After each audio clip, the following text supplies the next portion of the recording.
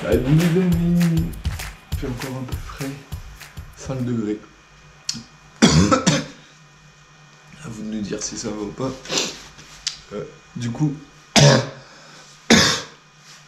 premier pan, ok. Donc là aujourd'hui on rattaque de la maçonnerie. Il fait même pas trop encore jour. Mais pour cela, qu'est-ce qu'on a reçu dans notre boîte aux lettres? Je l'ai pas encore, mais je vais aller le chercher. Je vais vous montrer les amis. C'est un ruban LED pour nous éclairer parce qu'on ne voit pas grand chose. Donc aujourd'hui on va continuer l'ouverture du mur derrière nous. Pour cela on va mettre des braies en haut, faire des trous, passer des bastins pour soutenir le mur. On va faire 3 braies, une qui portera sur la porte du haut qui a déjà un linteau, un trou dans un mur et un deuxième trou dans un mur. 3 avec donc il faudra 6 étais et 3 bastins. Et voilà, on va attaquer ça gentiment. Là, on va décharger le camion parce que du coup, ce week-end, on était sur Angers, on a fait beaucoup d'achats. D'ailleurs, je ne sais pas si vous saviez, mais il y a une différence de prix entre, par exemple, le Brico Dépôt de chez nous, ou autour de chez nous, donc Laval, Le Mans, tout ça, et le Angers. Donc, un sac de ciment, il y a une différence de... Ça dépend, des fois c'est 4 €, des fois c'est 2 €, 1 €.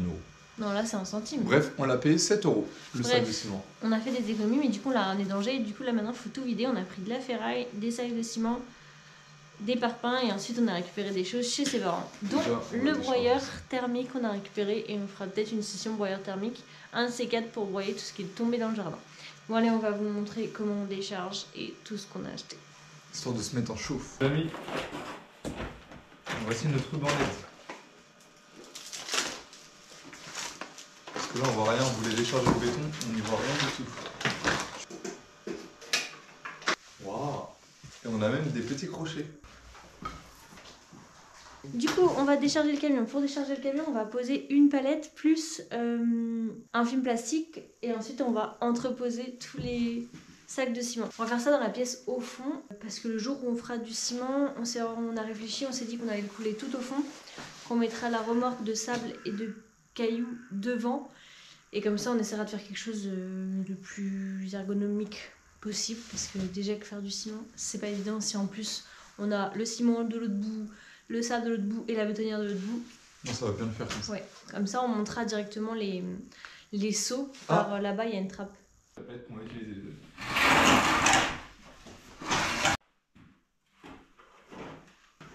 Bref, Ange il a placé sa palette ici. Donc maintenant, le moins drôle, c'est d'aller chercher les sacs de ciment. On met une bâche dessus et puis on décharge le camion.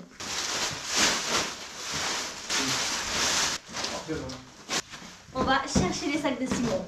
Let's go, 35 kg, ça casse bien le dos.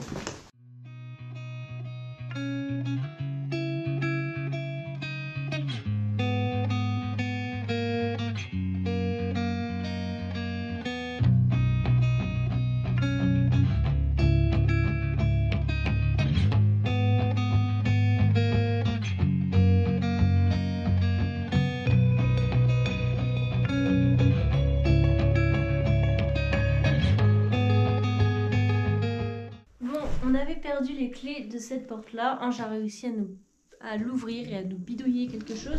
Donc on va recumuler le camion là. Et évidemment, ce sera beaucoup plus simple pour mettre les sacs de ciment ici. On avait la flemme de le faire, mais au moins c'est fait. On n'en parle plus. On peut ouvrir les portes arrière, avant. Ce sera beaucoup plus simple pour continuer la rénovation. Donc là, je vais vous montrer sa manœuvre. Normalement, il a juste à avancer. Et après, on continue à décharger à fond.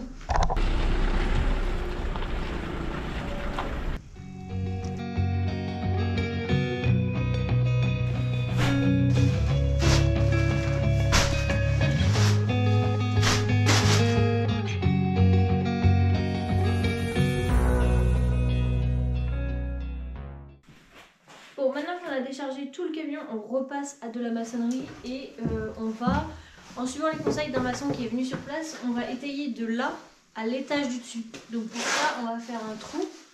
Je vais vous montrer. On va faire un trou là du coup. C'est comme ça l'été il va passer là, on était comme ça qu'il va passer à travers. Il faut qu'il atteigne jusqu'au-dessus, on a la même porte. Et on va mettre un bout de bois, un bastin comme ça. Pour que ça maintienne le poids du pignon. Donc c'est parti, on va faire un trou là. C'est let's go.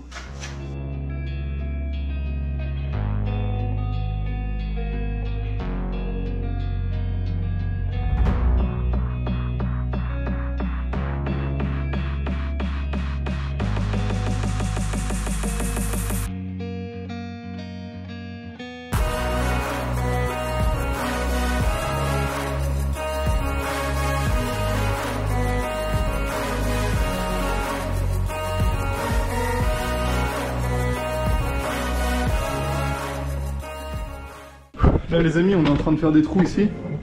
Comme ça on va repérer les poutres et on va se mettre sur les poutres qui sont déjà étayées pour aller étayer le linteau ici et ensuite les brels.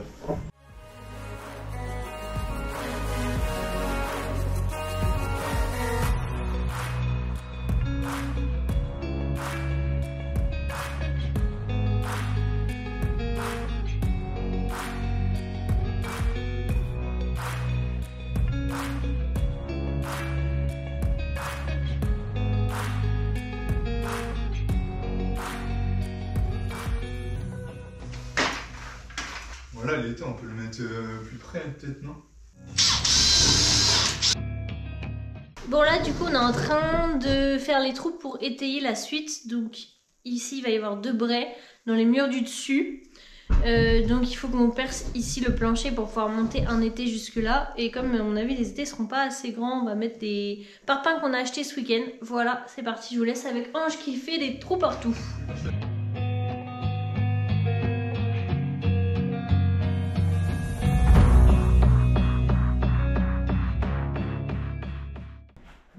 Du coup de ce côté c'est bon, on a mis des parpaings, donc 2 parpaings sur une planche et ensuite là 2 chevrons. Et là on a mis directement 2 parpaings au sol parce qu'il n'y avait rien qui nous gênait, plus un espèce de bassin. Et à chaque fois on met des vis pour que justement quand on le tourne, on le serre, on le desserre, l'été ne bouge pas. Voilà, donc ce côté c'est bon, on les a passés par le trou et on va passer par l'autre côté maintenant. Donc on va faire le salon et une fois qu'on aura mis les étais partout ici, on va pouvoir aller faire 2 gros trous, donc 2 grosses braies, si ça se dit comme ça en maçonnerie, dans le mur du dessus. Et ensuite on mettra donc bastin sur champ et sa porte. Bon du coup Ange il a fait quelques mesures, 250 et 330, et donc maintenant qu'il a fait ses repères, lui il va couper en haut pour se refaire un trou du haut vers le bas. Et moi je vais replacer des parpaings, il m'a indiqué les endroits donc je vais faire ça.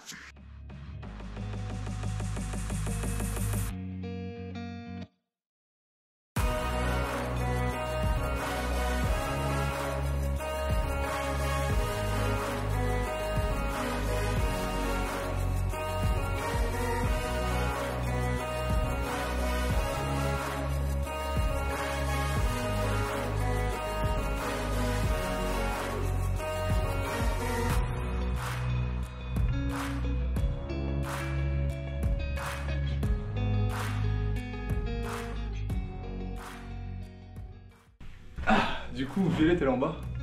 On va lever cet été là. Et on va se caler là. Peut-être rajouter une cale comme ça, histoire de bien hop. Voilà, c'est tout. Et là, on va essayer à peu près de se mettre de niveau de chaque côté.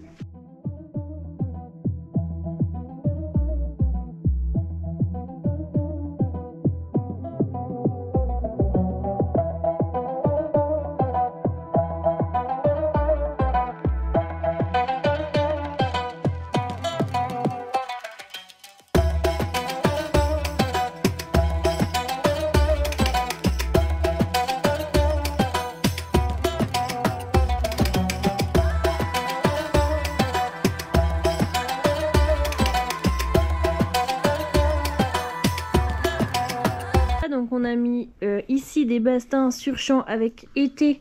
En dessous il y a des étais. Ici c'est un été qui touche directement donc le plancher. Et bah du coup voilà. Donc là on s'est mis, j'ai mis les cales dedans parce que forcément avec les pierres il n'y a rien qui tombe droit. Donc là je l'ai calé histoire que ça bouge pas et que ça maintienne bien les pierres. Donc là j'ai 1, 2 braies, 3, 4. J'en ai 4 plus en dessous j'en ai 10 qui soutiennent le plancher. Donc là je pense que c'est bon. Demain, enfin peut-être pas demain, demain on va continuer la toiture, on aimerait bien la finir qu'on n'en parle plus. Et ensuite, il faudra qu'on commence ça. Ça, il va falloir tout faire sauter le béton. Ouvrir en gros à hauteur d'ici pour qu'on puisse jeter les seaux de béton dedans. Et qu'on coule le linteau quand il sera coffré. Parce que là, on va couler jusqu'ici, je pense, à peu près. Et puis après, on va remonter le mur en pierre. Donc voilà, donc. Et donc demain, on va faire ça. Demain ou après-demain. Nous, il nous manque quelques soudures sur la rive. Et après, je peux commencer à... La gouttière, elle n'est pas soudée entièrement. Après, on va commencer la toiture, j'espère. J'espérais fin de semaine l'avoir fini, mais ça m'a l'air compliqué. On est déjà mardi. On est déjà mardi. Donc, on va continuer ça. Qu'est-ce que je veux dire? Ah oui, et du coup, ici, on va monter jusque là en béton. Comme ça, on va remettre les solives du plancher dans le béton. Pareil de l'autre côté. Et l'autre côté, on va même écarter un peu, je pense, parce qu'elles sont un peu pourries. Au moins, elles tiendront bien sur du dur. Donc voilà, là, on va pouvoir enfin casser. Mais ça fait peur de se dire qu'on va ouvrir alors qu'on a que 4, enfin 8.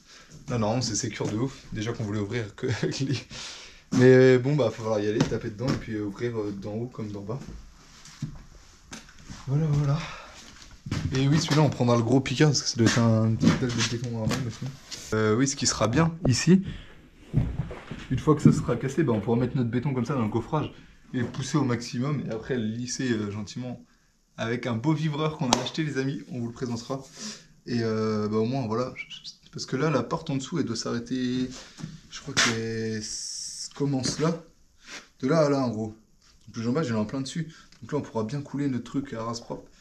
Et si je dis pas de conneries, il faudrait qu'on monte jusqu'à là. En béton, pour qu'il y ait encore la marche. On verra où on mettra la marche plus loin. Oui, bon, ça, c'est pas très important. Coucou tout le monde, aujourd'hui c'est un grand jour. Angie va tester de souder un talon de gouttière. On a un super ami, Vincent, grand merci à toi pour le faire souder de son petit papa. Donc il nous a prêté le fer à souder, on va essayer, c'est la première fois pour nous. On va bien voir ce que ça donne, je vais sortir la première gouttière, essayer de souder le talon. Et du coup le couvreur est quand même passé, il nous a soudé toute la gouttière de l'autre côté et un raccord ici. Il nous manque 3 raccords je crois. Et 2 talons. Il a pas terminé donc on se dit que soit il avait plus de temps, soit il faisait nuit. Ouais. Mais en tout cas nous on n'était pas là et du coup là on n'avait pas vu qu'il avait soudé donc on a demandé le fer à quelqu'un. Quitte à avoir le fer autant le tester. Déjà un talon, ensuite Angie pourra faire ses départs d'ardoise. Et puis voilà.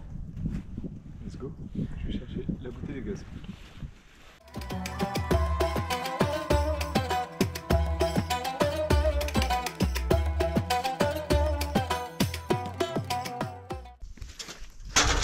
Bon, voici les accessoires. Une petite éponge, une petite bidon rouge, des fils d'étain. Ça, trop satisfaisant. Ça, je sais pas, une petite éponge ou une pierre, on dirait. Et du décapant spécial pré-patine de VM5.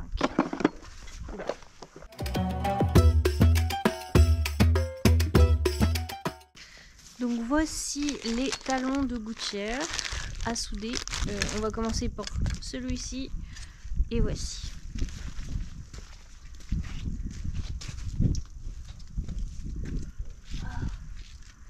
Ça va venir comme ça. On met du décapant.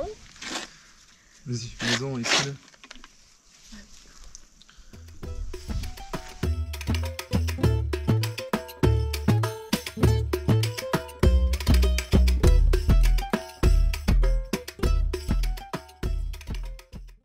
Bon, du coup on n'avait pas de briquet donc on était parti pour aller en chercher un bar tabac qui est à 9 minutes et finalement Ange a demandé à quelqu'un, un voisin.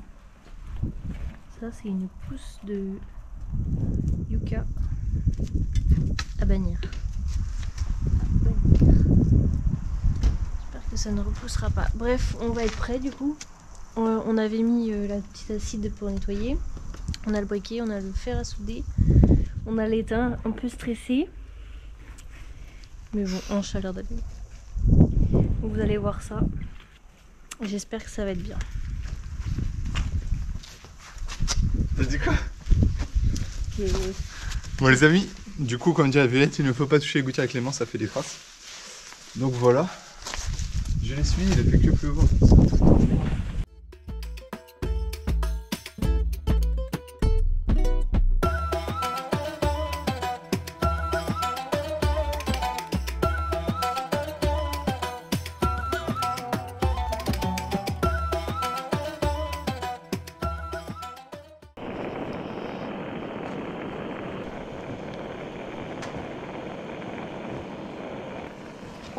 C'est pas mal, hein? C'est crème, je trouve. Vas-y. Tu vois?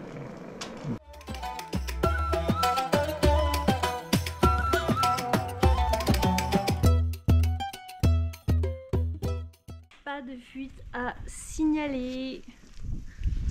Il est trop fort.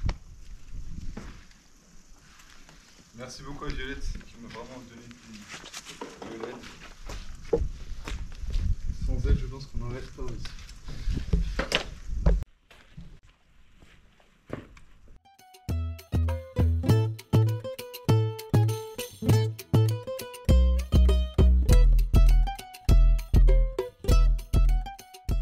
Les amis, la soudure, c'est moins facile qu'à plat, mais ça donne ça. Un peu une bouillabaisse, mais ça a l'air d'être étanche, donc impeccable. On va laisser comme ça. Faut faire attention, tu vois, ça creuse. Il y a un petit trou ici. Faut faire très attention. Mais sinon, ça le fait pas mal.